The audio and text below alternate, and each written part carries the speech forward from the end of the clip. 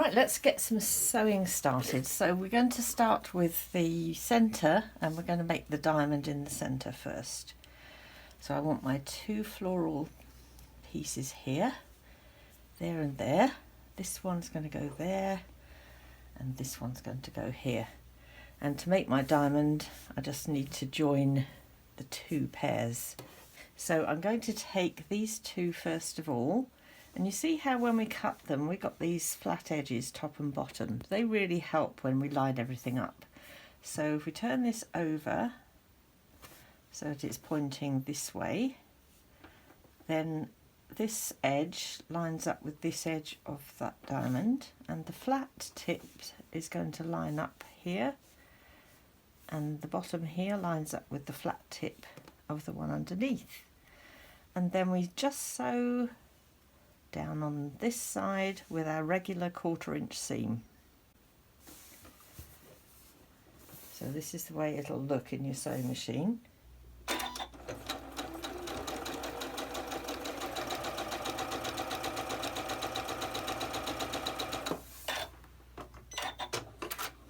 get this out and show you. Usually I like to chain piece everything, but I just thought if you're new to these diamonds and the 60-degree shapes, it's good to see things slowly to begin with.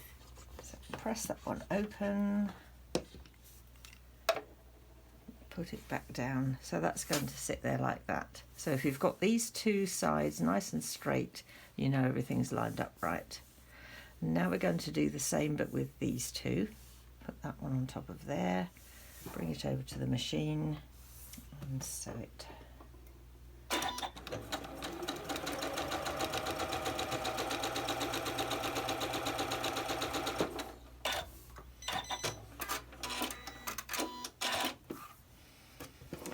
Now I'm always pressing these seams open whenever I do my triangle patchwork, because it makes putting things together a whole lot easier. So it feels weird because that's on the top of that one and on the bottom of that one, but they're going to sit side by side. But when we get these two like this and push them together like that, you'll see how that works. Side by side, top and bottom. So now we're going to sew this seam, and we're lining up the two edges. So if you see the edge of this seam here, the top of that lines up with the join of this seam. If you do that, that's going to help you to get your points to match up.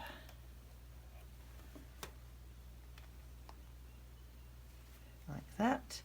And then the end here, let's see, will line up with the flat tip of this diamond. And I'll pin that one. And then this flat tip lines up with the side of this diamond. If you put them together and pin them, you know that your sides are going to be all pretty.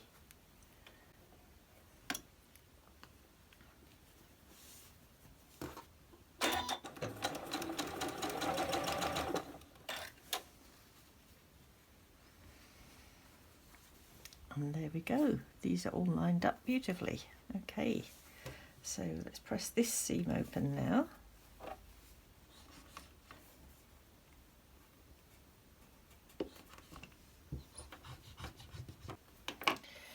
Right, so that's my central diamond done.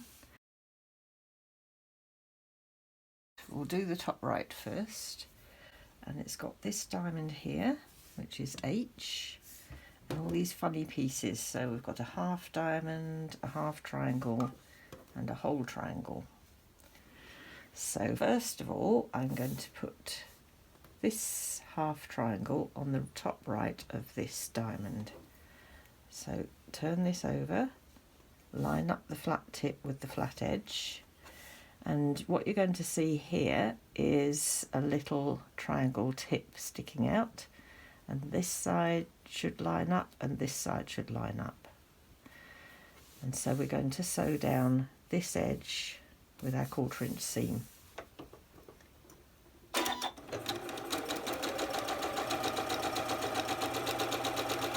Take it out of the machine and I'm going to press this seam open before I add anything else.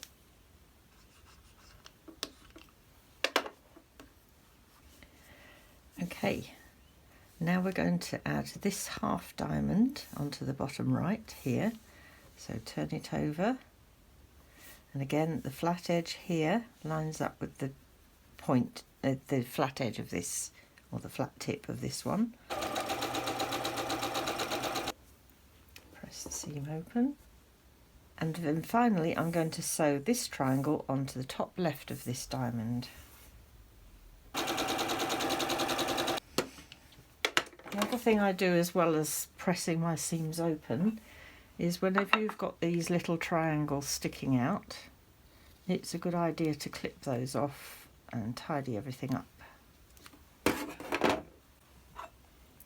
So that's my top right, but of course I need a section to go in here before I can sew this on. So that's going to be my bottom right, which is this F diamond with this D half triangle and this. Now I've labelled the half triangles, both of them D, but you will see that because when I gave you the cutting instructions we cut them in pairs, but when you cut them in pairs you've got one with the right side there and one with the right side there. So if I open them out, they are actually different shapes. One goes on the left, one goes on the right, and then on the top, that one goes on the left, that one goes on the right. So let's put this one on first. Lining up my flat edge, flat tip with my flat edge there, and the sides lining up here.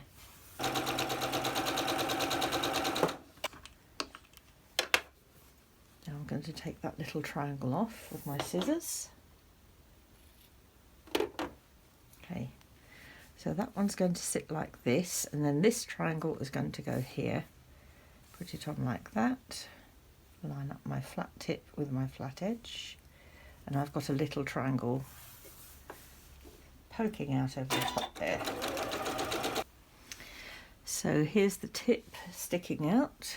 Let's just press this open first.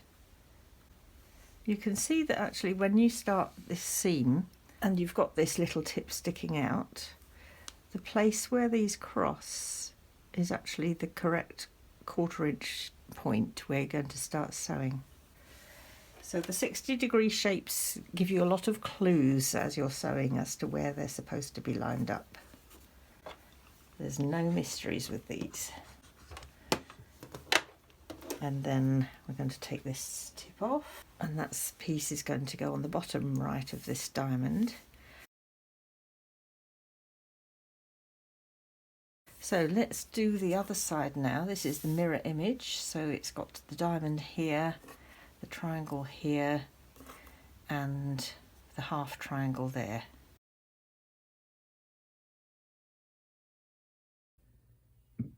Okay, so we've got these two bottom sections made. Let's make this piece.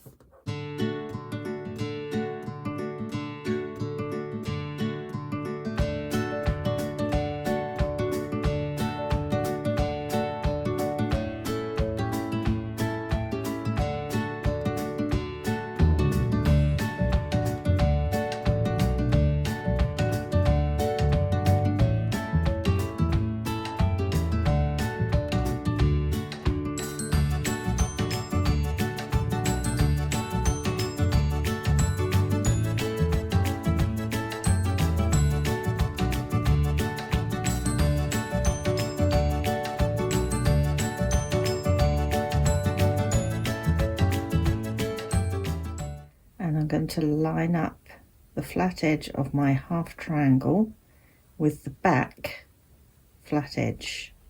So that's the flat edge of the diamond underneath the half diamond. Not this edge, this edge.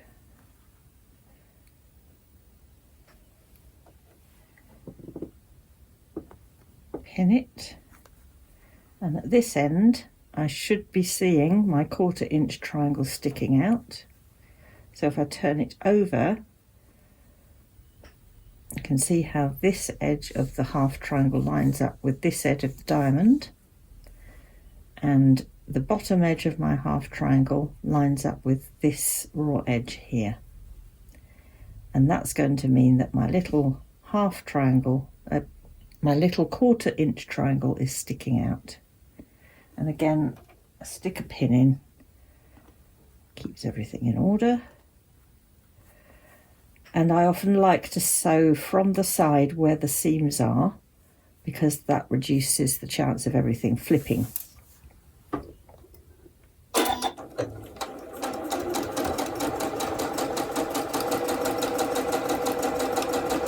I'm going to sew the bottom right section onto the diamond next. So just pop it on like that. Line up this flat edges up here and pin them.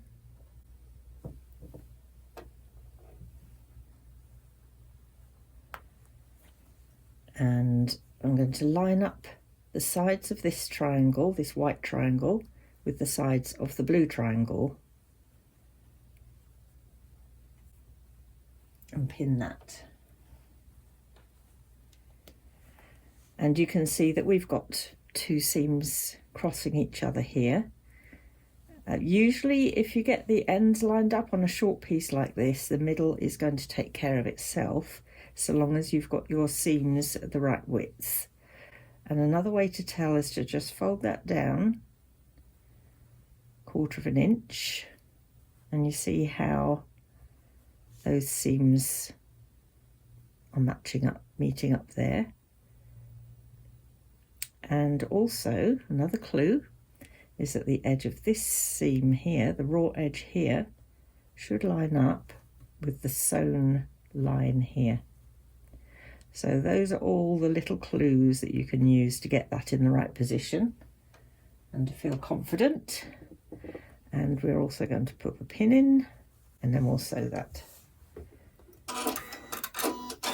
But I think one of the nice things about this quilt is there's so much going on and to talk about that nobody is going to inspect your points and worry.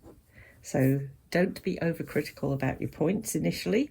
If you're used to doing it like I am, most of them come out perfect the first time, but not all mine do.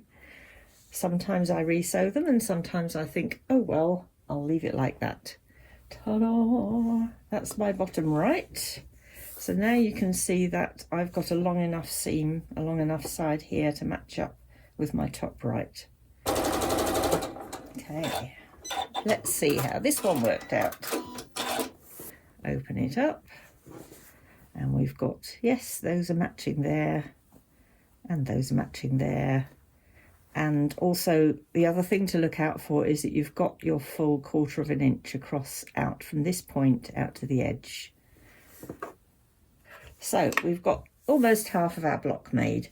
This section here, the bottom left, we can add on to here.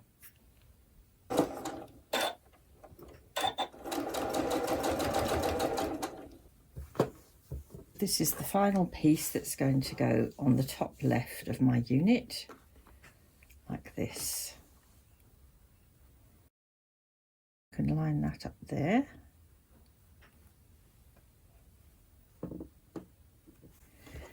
This flat edge is going to line up with this flat edge here, like that.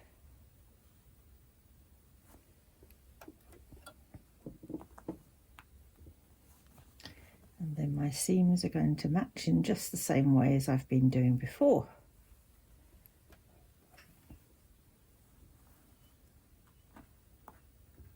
That one.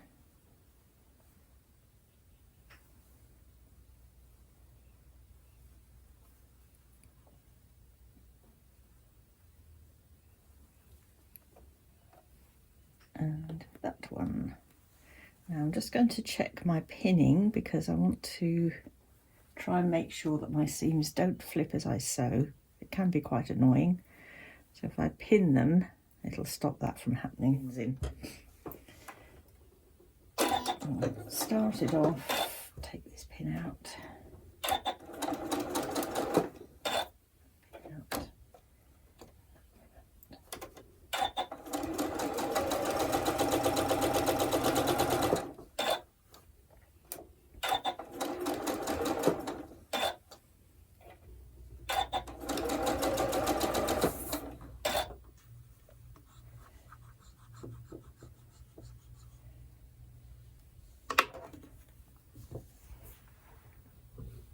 Now before I put the outside pieces on, I'm going to give this a press with the iron and just a bit of my flatter. So you just need a little light squirt for the flatter or best press, and just be careful that you're pressing down and you don't want to be twisting or pushing, because that's going to be what makes the fabric stretch. So if you see me moving the iron, it's not actually on the fabric, it's hovering over the fabric, just to make sure that I don't get the seams flipped open. Press down, turn it over and just press down.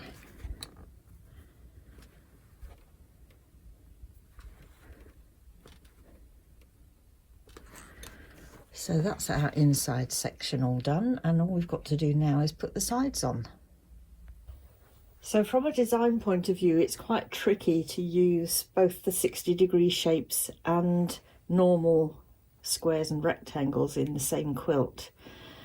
That's because if you remember your maths from school, the width of a piece, so for example the width of one of these triangles, is greater than the height of the triangle when it's an equilateral triangle.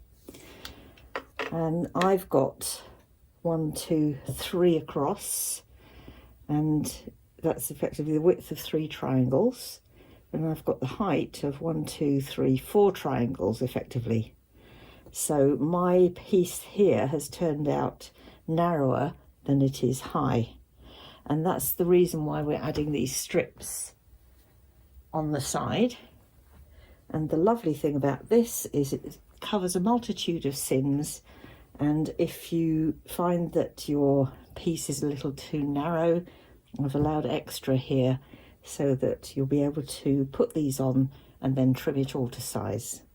The width of it needs to be 10.5, and I'd like it to be symmetrical. If I put my 5.25 inch line on this point, and this point, 5.25, and don't forget you're going that way with increasing, so, and that will help me to get everything trimmed up and make sure that it's not wonky. Okay, so that's my first trimmed line. Now I don't necessarily trust myself to work from exactly the same point. You can if you want to, but I'd quite like to make sure this is 10.5. So my whole ruler is 6.5. So if I add 4 inches, I'm going to get to 10.5. So that means putting my 4-inch line on the side that I just trimmed, and then pushing this ruler up. So I want to make sure that I'm straight at the top and the bottom. That's all looking good. And now I can cut this side off.